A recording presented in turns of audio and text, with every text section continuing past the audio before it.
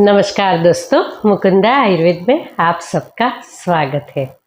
सहस्त्राक्षम गणाधीशम स्वगुरुम च सरस्वतीम जनकम जनयित्रम च शास्त्रादो प्रणमाम्यहम्। कहते हैं कि ये पृथ्वी पे हम जन्म लेते हैं तो कुछ चीज़ें ऐसी होती है जिसे हम चूज़ नहीं करते हैं, वही चीज़ें जो है वो हमें चूज़ करती है। हमारा जन्म, माता पिता और गुरु, इसे हम कभी चुनते नहीं हैं, वही हमें चुनते हैं। वैसा ही आयुर्वेद का है। आप एक यूनिवर्सिटी में जाके आयुर्वेद पढ़ तो सकते हैं, पर आयुर्वेद सीख नहीं सकते, आयुर्वेद को अपना नहीं सकते। आयुर्वेद या तो वैद्यत्व जो है वो आपको चुनता है, आप कभी आयुर्वेद को चुन नहीं सकते। आज हम बात करेंगे सिद्धरात्रि की, कोजागिरी पूर्णिमा या तो शरद पूर्णिमा की। ये जो पूर्णिमा है वो वैद्य मित्रों के लिए बहुत महत्व का दिन है। इसका इंतज़ार हम वैद्य मित्र जो है वो पूरे साल करते हैं। तो आइए जानते हैं कि इस दिन हम कैसे अपनी साधना करें, हमारे औषध को कैसे सिद्ध करें, और ये जो दिन और रात्रि जिसका वैद्यत्व में बहुत ज़्यादा महत्व है, इसको हम कैसे मनाएं। अश्विन मास की पूर्णिमा, जहाँ पे अश्विनी नक्षत्र ईशान कोण में उदय होता है, और यही अश्विनी नक्षत्र जिसका स्वामी केतु ग्रह होता है, तभी कोजागिरी पूर्णिमा या तो शरद पूर्णिमा हम मनाते हैं। ये शरद पूर्णिमा जो है वो औषध को सिद्ध करने की या तो साधना को बढ़ाने की रात्रि है। आयुर्वेद है जो कि एक पंचम वेद है, जो हमें धर्म, अर्थ, काम और मोक्ष चारों ही देता है।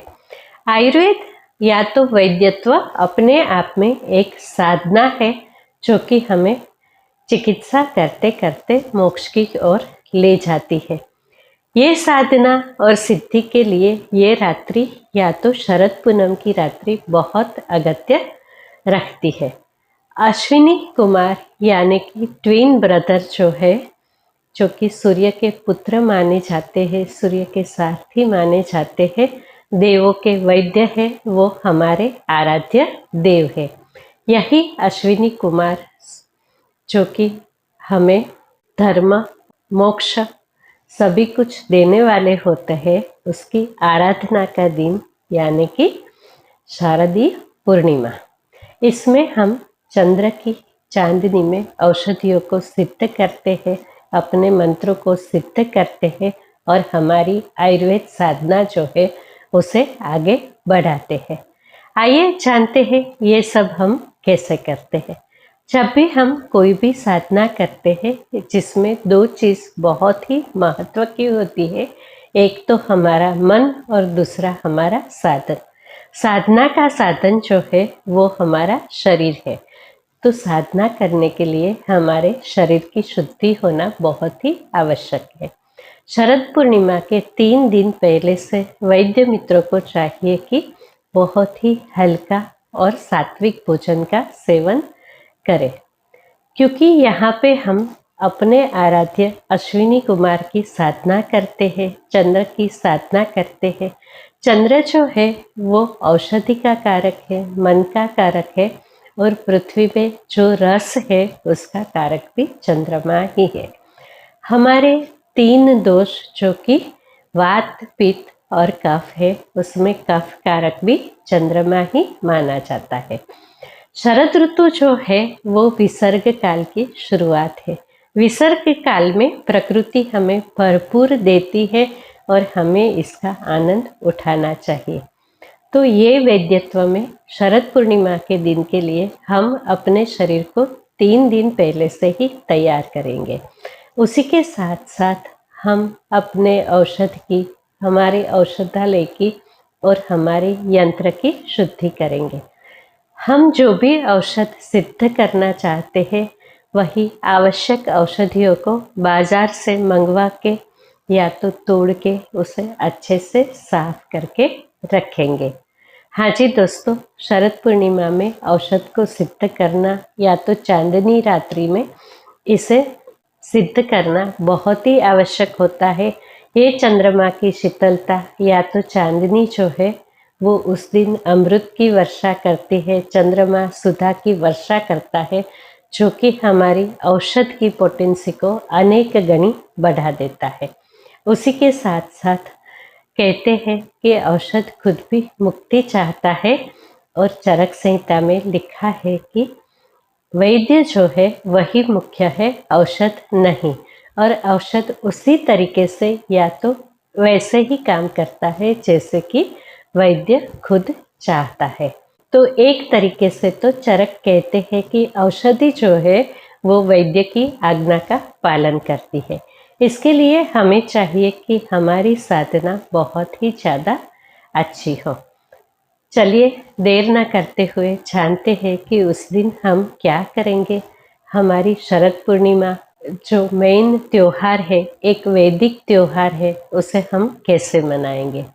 सबसे पहले मैं कहना चाहूँगी कि वैद्य का महत्व क्या होता है। चरक संहिता में वैद्य को त्रिज बताया गया है। हमारा जन्म एक बार होता है हमारी माता की कुक्षी से, वैसे ही जब भी हम गुरुदत्त दीक्षा लेते हैं या तो गुरुदत्त मंत्र लेते हैं, वहीं पे हमारा दूसरा जन्म होता है जिसे कि हम द्विज कहते हैं। जिसने दीक्षा ली है या तो यज्ञोपवीत धारण किया है, इसे द्विज बोला जाता है। वहीं पे जिसे आयुर्वेद चुनता है या तो जो आयुर्वेद की साधना करते हैं, ऐसे वैद्य को त्रिज बोला गया है। ब्रह्मत्व को प्राप्त जो ब्राह्मण है, जो दीक्षार्थी है, उससे भी ज़्यादा पूजनीय वैद्य है। तो वैद्य मित्रों को अपने आप को शुद्ध रखना, देव व्यपाश्रय चिकित्सा करना, साधना करना और उसी के साथ साथ सात्विक जीवन को जीना बहुत ही ज़्यादा ज़रूरी होता है। आइए जानते हैं शरद पूर्णिमा हम कैसे मनाएंगे। इस दिन हम ब्रह्म मुहूर्त में उठेंगे, अपने हाथ को प्रणाम करके, पृथ्वी को प्रणाम करके, सर्व ग्रह नक्षत्र को प्रणाम करेंगे। उसी के साथ साथ हमारा शौचादि कर्म कंप्लीट करके हम औषधि से स्नान करेंगे। श्वेत वस्त्र को धारण करके हमारा जो सिद्ध आसन है उसे बिछा के हम अपनी साधना शुरू करेंगे। हमारी साधना में सर्वप्रथम गणपति मंत्र, जो कि हमेशा ही हर साधना में जरूरी है, उसी के साथ साथ अश्विनी कुमार श्री धन्वंतरी की पूजन विधि करके दीप आदि जला के हम अपना आसन ग्रहण करेंगे। अश्विनी मंत्र का पाठ करेंगे, उसी के साथ साथ धन्वंतरी मंत्र भी बोलेंगे। आतुर रक्षा स्तोत्र, जो कि सुश्रुत संहिता के सूत्र स्थान के 5वें अध्याय में दिया गया है, उसे रोज ही बोलना वैद्यों के लिए बहुत ही ज़्यादा ज़रूरी है, क्योंकि यही शांति प्रार्थना जो है वो हमारे पेशेंट्स को बहुत ही अच्छे से आरोग्य को प्रदान करती है। हमें अपने पेशेंट्स के लिए अच्छा सोचना, वो जल्दी से ठीक हो जाए उसके लिए प्रार्थना करना और ग्रहों की शांति करना बहुत ही ज़्यादा ज़रूरी है। हर कोई वैद्य जानता है कि देव व्यपाश्रय चिकित्सा जो है वो फर्स्ट लाइन ऑफ ट्रीटमेंट है। उसी के साथ साथ सत्वावजय चिकित्सा का भी बहुत ज़्यादा महत्व दिखाया गया है। तो यही देव व्यपाश्रय जो है वो साधना के स्वरूप में हर वैद्य को हमेशा हमेशा करनी चाहिए। अपने सत्व बल को बढ़ाने का प्रयत्न करना चाहिए। ऐसे में अश्विनी मंत्र, आतुर रक्षा स्तोत्र और धन्वंतरी मंत्र की साधना बहुत ज़्यादा ज़रूरी है। हमारी एकत्र की हुई औषधियों के सामने औषधि मंत्र को बोलना भी बहुत ज़्यादा ज़रूरी है। इस दिन पे हम विष्णु सहस्त्र नाम का जाप जरूर से करेंगे, क्योंकि विष्णु सहस्त्र नाम जो है वो ग्रह शांति को प्रदान करता है। ग्रह और नक्षत्र आयुर्वेद और हमारे आरोग्य का एक पार्ट है। यथा ब्रह्मांडे तथा पिंडे, यही न्याय के अनुसार ये ग्रह और नक्षत्र हमारे आरोग्य पे बहुत इफेक्ट दिखाता है, तो इसकी शांति बहुत ही ज़्यादा ज़रूरी है।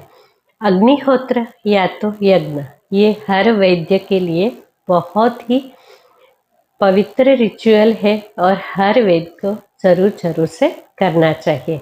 इस दिन हमारी यज्ञ सामग्री में हम जो भी औषध को सिद्ध करना चाहते हैं उसमें उसी औषध की सूक्ष्म सूक्ष्म मात्रा जरूर जरूर से मिलाएंगे। उसी में गाय का घी मिला के हवन सामग्री को तैयार करके जब भी हम अग्निहोत्र करते हैं उसी टाइम पे अश्विनी मंत्र, धन्वंतरी मंत्र और आत्मरक्षा स्तोत्र से भी आहुति देंगे।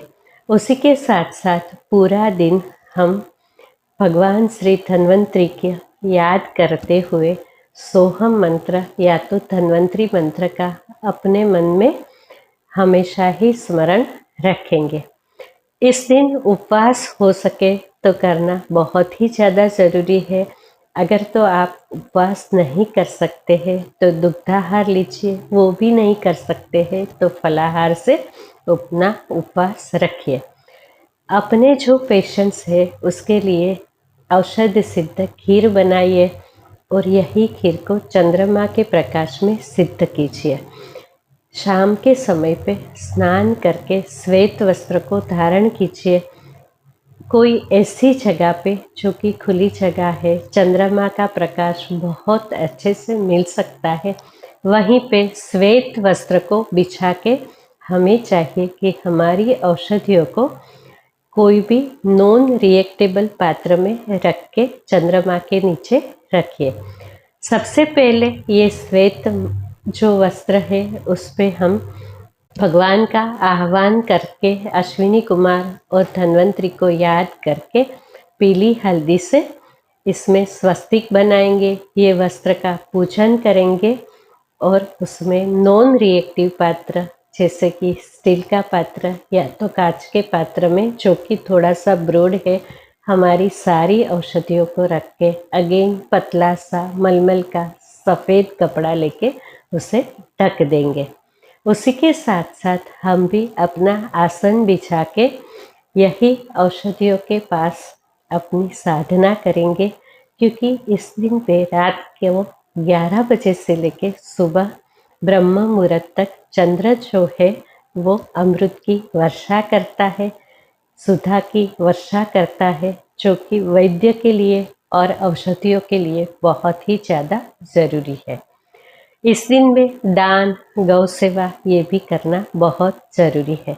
हमारी औषधियों के साथ साथ हम हमारे यंत्र, पात्र ये सभी कुछ भी चंद्र की चांदनी में सिद्ध करेंगे।